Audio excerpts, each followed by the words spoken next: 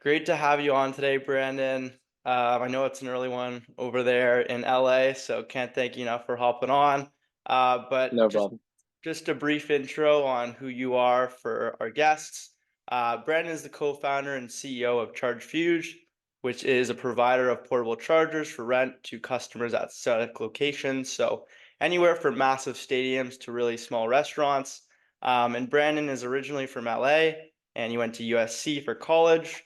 And I'm super excited to talk to you today and hear about what got you into the position you are today. Thank you for having me, James. I'm looking forward to chatting more. Great. So why don't you start by telling us first, Brandon, what ChargeFuse does, and second, maybe the founding story of how you and your co-founders came to really start this thing.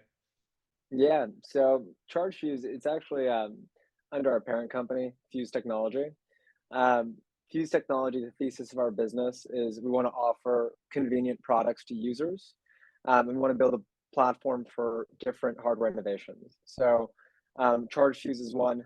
We've also launched AdFuse, which is an advertising platform as well. But what ChargeFuse is, it's essentially think city bike or bird scooters, except for it being scooters and bikes, it's portable chargers. So you could find a station anywhere in your city, whether it's a restaurant, a bar, a hospital, a casino, a stadium venue, you name it.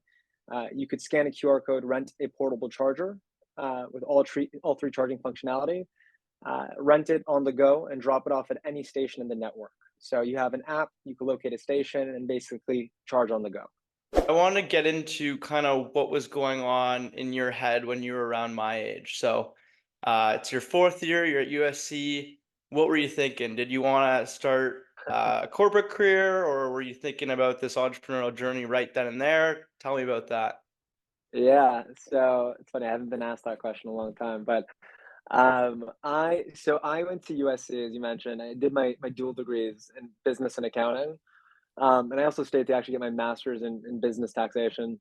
And I actually did the corporate life for a little bit, just so you know. So what's interesting for me is I at 18 years old, 19 years old, I was always entrepreneurial. So I worked on, you know, an app my sophomore year. At one point in time, I was trying to work on other mini startups.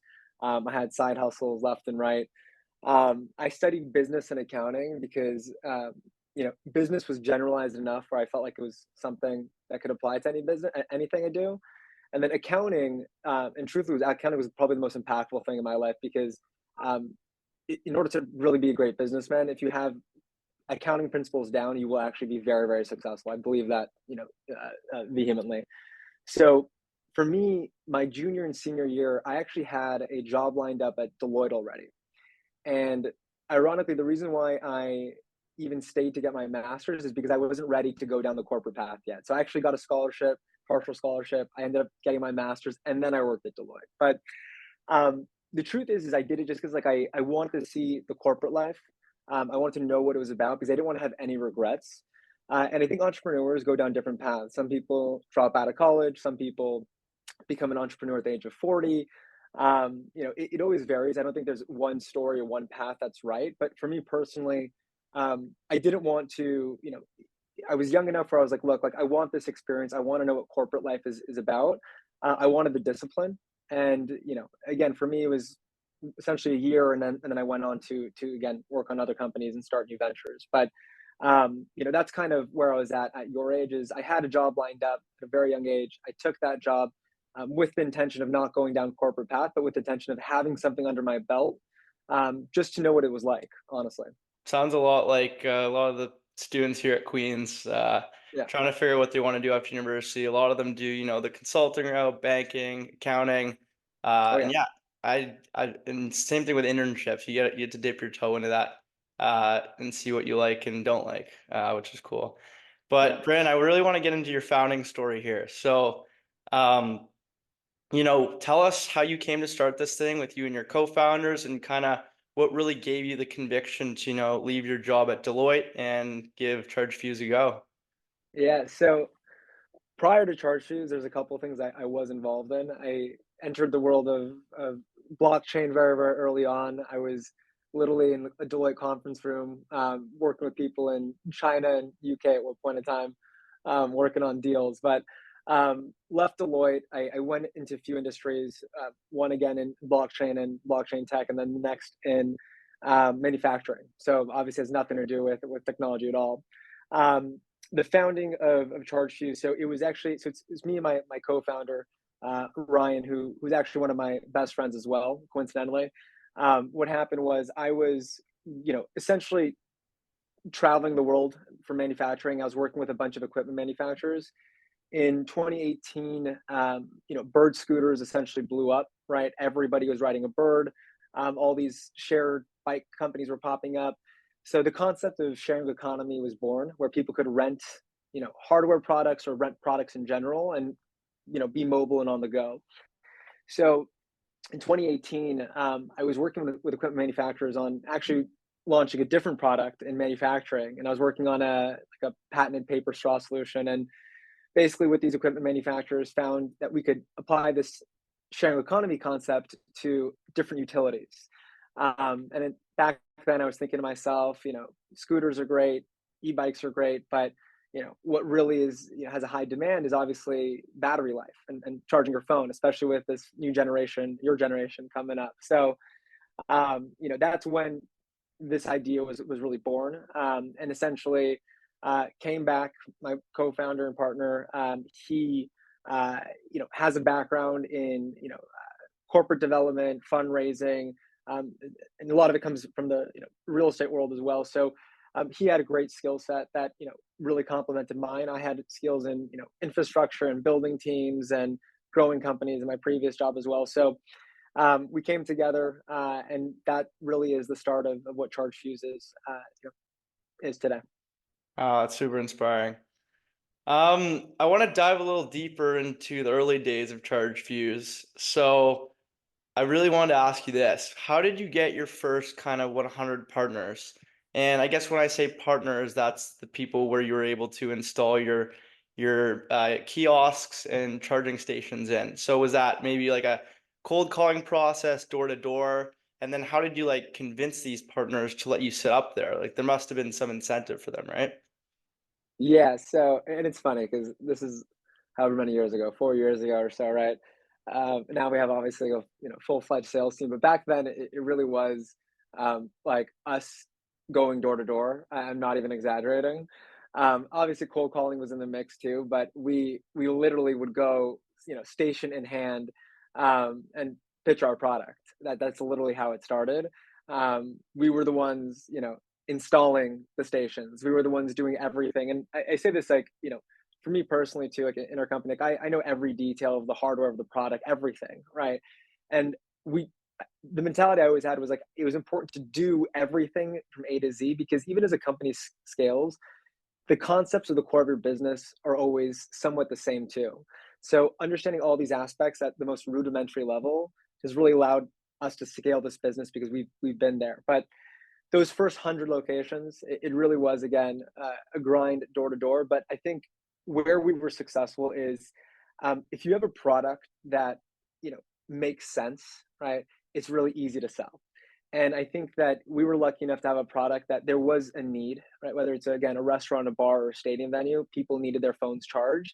And again, the only concepts that were out there were these locker concepts where people would put their phone in a locker, and I mean I don't know who really trusts that. So we were, I'd say it was good timing, good product, and again, if the product makes sense, the clients and the partners do want it.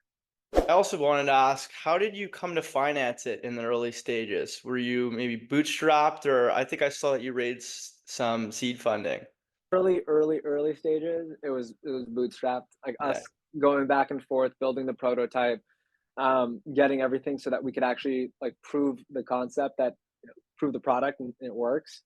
And then from there, once we got to MVP and we were relatively able to show like there was a product market fit, we had a family and friends round, right? And this family and friends round is ironic actually. At the time, we didn't even have like a full-fledged product working. Actually, it was really just we were able to showcase the idea well enough.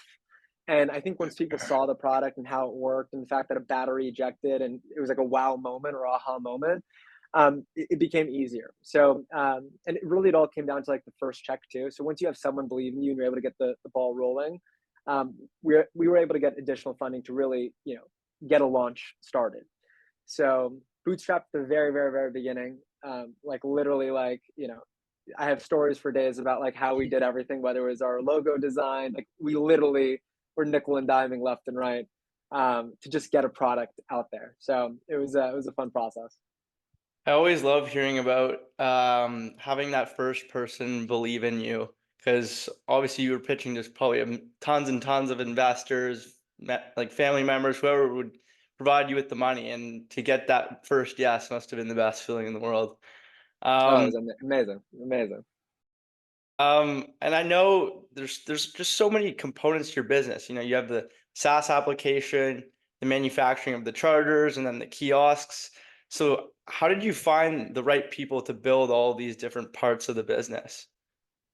That's a great question. So obviously, in the beginning, we work with like a lot of like third party partners, right? Whether it's consultants, contractors, et cetera. And then as our team scaled, we started to build obviously in-house teams.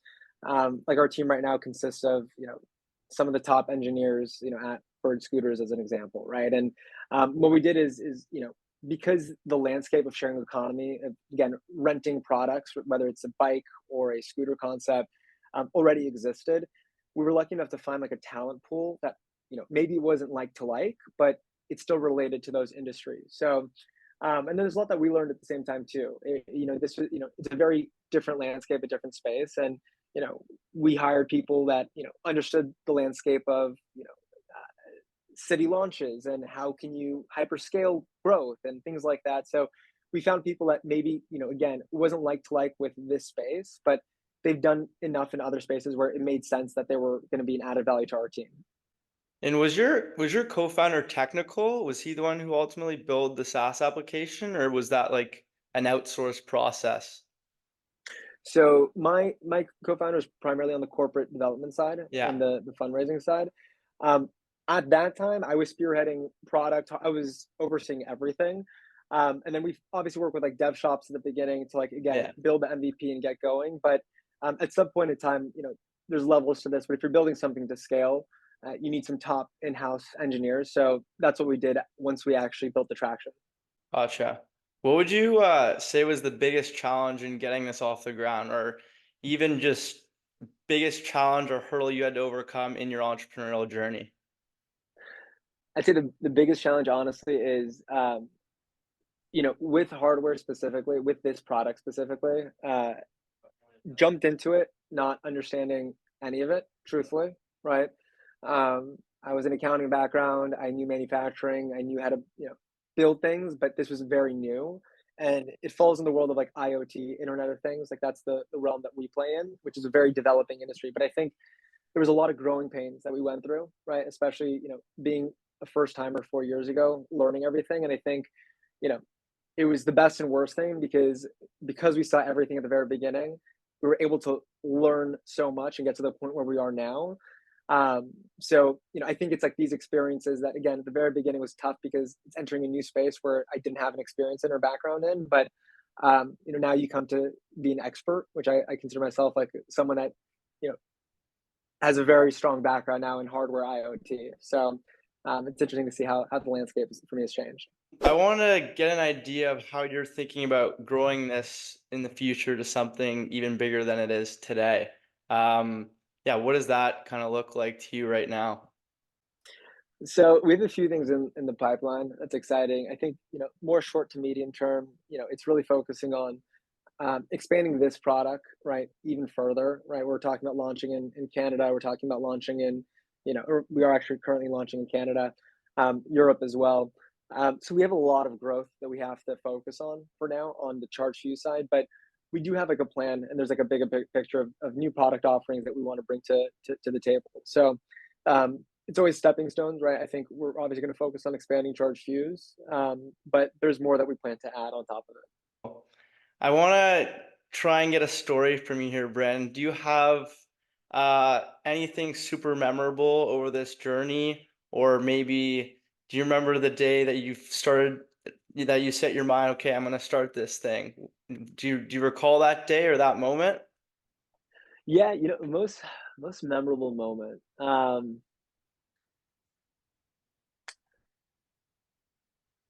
I'll tell you, it was actually one of the most memorable moments I'd say is was January 1st when we launched. Um, so 2018 was the inception, and then uh, months before COVID is when we actually launched, and we had to go through COVID, which is not an easy time, obviously. But we launched at the Rose Bowl, and what was so funny is this was January 1st. I was on uh, vacation with my family, and I had to basically my family continued on. I flew back December 31st, okay, with a brand new product, right? Not even knowing if things are going to work, all these things. And I remember being there, I kid you not, at Rose Bowl. All the workers were gone. I was there by myself until like however long, 2 in the morning, 3 in the morning, because it was our first unit. Like we were going through issues and troubleshooting and conference calls and this and that. And I was the live technician back then. And then lo and behold, again, like that was, it turned into obviously a successful event. And, we've only done it, we've done it every year, and we've only done it better every year too. But it was memorable because I think that was like the real like starting point of like, seeing like, wow, this is not going to be an easy journey. But again, like just like everything we've done these last 4 or 5 years or so, we've again, issues have popped up, problems have come up, but we always, move past it and become better. So that was the starting point of realizing like this is not going to be an easy journey, but at the same time, like I could tell like this is going to be the most rewarding journey for my life, my co-founder, and the team that joins us as well. Super cool story. Would you have to say that was the biggest takeaway you had from the early days was, okay, first, this is going to be super challenging, but second, it's going to be worth it. This is what I love doing type thing? It's funny that CEO of NVIDIA was saying something about, like it's funny in hindsight really is 2020. I will tell you, like back then, like I did not know like this was going to be the journey, right? I didn't know like how difficult things would be, and I will tell you, like you could probably ask anybody if they, in the end, it's rewarding, obviously, right? But you really don't know how the journey's going to play out. And it's not, if someone were to ask me, oh, if you could do this all over again, like, would you? I mean, honestly, maybe I might not. Like, it's because it was such a, you don't realize how difficult it is to get to the point until you're there. So, it takes longer than you expect. It's harder than you expect. But when you're over the hump, right, you feel amazing and it's all behind you. But you never really know at that point in time how difficult it's going to be. So, I've heard a lot of entrepreneurs talk about like this importance of being naive early in your career and, not truly understanding what you're in for when you get try to launch your first product or business or service, whatever it be. Would you say you were quite naive at that point in time, and would you attribute some of your success to that? first of all, I love, without a doubt, right, in the best way possible, without a Mhm. doubt. And I think honestly, like that's what being a great entrepreneur is like about too, right? You have to have like somewhat like if you're not naive about it all, then all of a sudden like all these the negativity that people talk about, and it'll steer you away from like creating something new. And I think that's what's missed a lot is that like people, it's the fact that like something sounds impossible or sounds difficult. Like I will tell you, like people do not believe in what we're doing today for, when we're first pitching this and launching this and, having just our first 50 locations out in the market. And, now everybody is like, oh my God, you guys are geniuses and this and that. So, but again, it's because like, we just didn't like, we didn't know how difficult it was going to be. We didn't know the journey. We didn't, think, was it possible? Was it not possible? We just wanted to make it happen. And, um, I think there's a lot, if you're young, right, and you want to be an entrepreneur, right, do it at a young age, right, and take that risk, right, and be naive about it and jump into it because like regardless of where we would have been with this company today, like you won't regret that experience, and it's not easy to make those experiences happen later on in your life. So for those of you that are listening, and even for you, James, too, like if you're in your 20s and you want to start something, like do it, start it, like make it happen. You're going to get something out of it, right? I promise you that. And I will tell you, there's more things. This was not my first venture. Like I've worked on other things and I failed at other things before. And you actually have to have the mindset. And very few people launch their first thing and are successful. Just remember that. Yeah. Very few. So I'd say it's important to jump in. And it's important to tell yourself, like, if I fail, it's a good thing because now you got that failure out of the way and you're one step closer to being successful. That's great advice, Brandon. I wanted to ask you, how did you deal with self-doubt as an entrepreneur? Because I think it's inevitable that it'll creep in at some point. You're gonna have your challenges, obviously. So how did you tell yourself that it was worth persevering for and that it wasn't worth quitting? How did you tell yourself that? You know what? I'll tell you. So I'll tell you, probably the toughest time for like the whole company journey was really COVID, Yeah. without a doubt. Right. That there's like a moment. There were moments there where it's like, do we, we at that time too, like we really didn't know, like, is this going to be like the new norm, right? Is this the next 5 years? Like at that time, like it was really, really wishy-washy on where the world stood. So yeah, there was a lot of fear. And I think like what we did during that time is we reacted very early, right? We're like, we don't need to like, jump ahead. We, scaled back and we weathered the storm. And I think the mentality like we had was like almost like we just got to take things like day by day, day by day, day by day. Because when you look too much at the big picture, sometimes also you get lost and overwhelmed with it. But if you start telling yourself like, look, like let's tackle what we can tackle, let's focus on what we can focus on, and weather the storm, like that is the only way to really get through those stages of self-doubt. But what was holding me to like pushing through and persevering, I'd say, is really just like the everyone has their like why they do something, right? I really did want to like bring products to life. Like that's my, whether it was ChargeFuse, whether it was something else, like I love bringing products to life. And I think what I held on to is that this journey for me was the journey that I said, no matter what, I'm going to see it through to the end. You know what I mean? That's what I told myself at the very beginning. And it was that mentality that I had being a young entrepreneur. At the time I was what, 25, 26, however old I was, right? I said, like, this is, opportunities like this don't come often. I knew we had something. It was enough for me to push and drive. And I said, like, we're going to see this to the end, right? We're going to, in one way or another, if it goes this, if it goes this, like I know I'm going to get something and it's going to add value to that. Like, as I mentioned before, the next thing. So that was what I was holding on to, is like, you could quit and it's easy to quit. It really is. It's so easy to quit. Um, the hard part is actually sticking through it. So that's what I told myself. At least I'll get that, uh, work ethic and perseverance basically to push through. That's awesome because, there's obviously a lot of people out there who have goals and it's not easy to see them through to the end. So, super inspiring that you've been able to show that it works if you stick to it. I know we only have a couple more minutes here, Brennan, but I kind of want to get into some advice you can offer to students. And I know you've already done that throughout this whole podcast, but what advice would you say would you give to someone who's maybe in my position, they're in university or maybe about to finish, and they're not really sure what to do next, but maybe they have an interest in entrepreneurship? Okay. So I feel like every year, those types of questions answer a little differently. I'd say, because I remember what it was like being at that age, and again, like, business school is teaching you about, business plans, and these are the ways to build a business. And to be honest with you, like it's not like that. Like there's no cookie cutter route to like building something. Like there's lessons that you could apply. But I was in business school and I get it, right? It's they sometimes it seems too formulaic. And I'd say that for those of the, those of you listening and the kids that are like actually student entrepreneurs that want to build something, um, you know, take what you can in the classes, but really it comes with uh, build something with the students around you, right? And that's probably the number one thing I'd say, because the reality is like, especially when you're young, you don't have all the skill sets in the world, but you will learn that, you could find someone that is an engineer at school, and you could find someone that is an accountant, and you can find someone that is a marketing expert. You can find all these people right next to you. Um, the success that we had, right? Me and my partner were we complemented each other so well. We had trust and we were on the same page. So for the students out there, I would say, like, if there is an idea that someone you guys have, like, don't try to do it all on your own. Leverage your network, leverage your people, bring people together. You will scale faster, and don't be greedy with ideas, right? Because there's a lot of ideas out there. So don't think that you need 100%, or no, like you make it happen as quick as possible so that you could either fail and learn, or you turn something into the next unicorn. That's great advice.